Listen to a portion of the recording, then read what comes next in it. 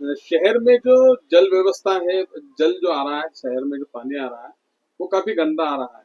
क्या कहेंगे आप?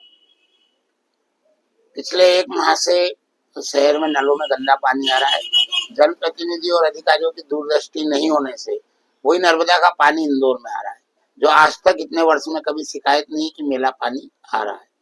देवास में पिछले एक माह से जो दूषित पानी आ रहा है उससे पीलिया और अन्य बीमारी हो रही है और लगातार मरीजों की संख्या बढ़ रही है। जनप्रतिनिधि गंभीर नहीं है। प्राइवेट कंपनी को ठेका दे दिया जिसको करोड़ रुपए का भुगतान भी कर रहे हैं। भ्रष्टाचार चारों ओर फैला हुआ है, उस ओर जनप्रतिनिधि और अधिकारियों का ध्यान है। जनता को 15 दिन पानी मिल रहा है, वो भी समय पे नहीं मिल पा रहा और दूषित पानी मिल रहा है। इसके लिए एकमात्र हल जो कमलनाथ जी की सरकार के सामने हमने नर्मदा देवास उद्गम सिंचाई परियोजना बनाई थी, उसमें सिंचाई के साथ साथ 40 वर्ष पूर्व को ध्यान में रखकर देवास के पेयजल का प्रावधान किया था और देवास विधानसभा और हाटपिपलिया विधानसभा के ग्रामों के लिए पेयजल के लिए भी प्रावधान था। बाद में सरकार जाने के बाद नई सरकार ने डीपीआर पर काम नहीं किया। जब तक स्थायी अनुबंध नर्मदा घाटी विकास प्राधिकरण से, जो हम बार बार वर्षों से मांग कर रहे हैं, नगर पालिका निगम प्रशासन और जिलाधीश महोदय से कि नर्मदा जल के लिए आप स्थायी अनुबंध करें।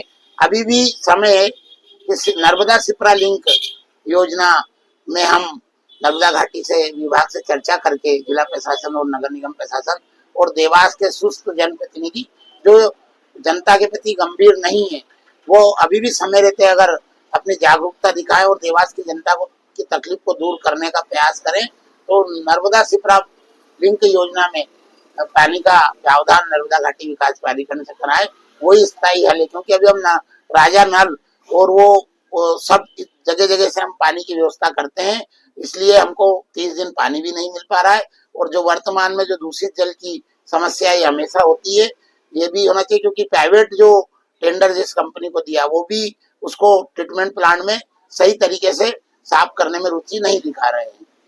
भाई साहब, देवास में एक जो नलों में जो पानी आ रहा है वो काफी गंदा आ रहा है, दूषित जल। क्या कहेंगे आप?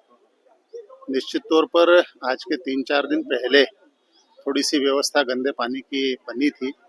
चूंकि हम राजा नल से पानी ले रहे थे और राजा नल में पानी वाटर लेवल बहुत नीचे गया था, तो हमने चेन सिस्टम बनाया था, नाली खोद के और पंप तक पानी लाए थे। तो उसके कारण पूरा पानी गंदा और मटमेला हुआ था।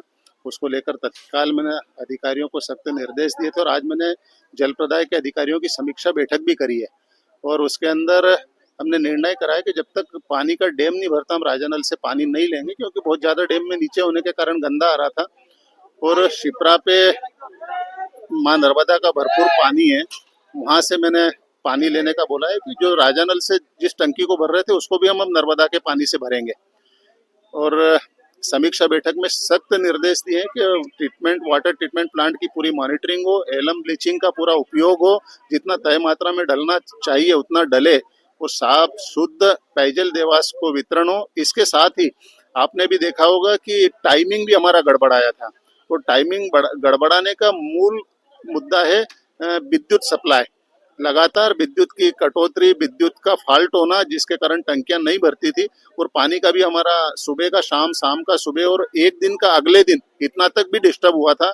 मैंने अधिकारियों को सख्त निर्देश देकर 2 बड़े जनरेटर इंदौर से किराए पे हायर करवाए हैं, जो आज रात तक आ जाएंगे और कल से हमारे WTP पे 2 जनरेटर रखा जाएंगे, जिससे यदि विद्युत सप्लाई बाधित भी होगा तो हमारा पानी का फिल्टर का और टंकी भरने का काम प्रभावित नहीं होगा। और निश्चित तौर पर अब हम साफ शुद्ध पेयजल और समय पर देने का प्रयास करेंगे, जो 1-2 दिन में पूरी व्यवस्था सुधर जाएगी।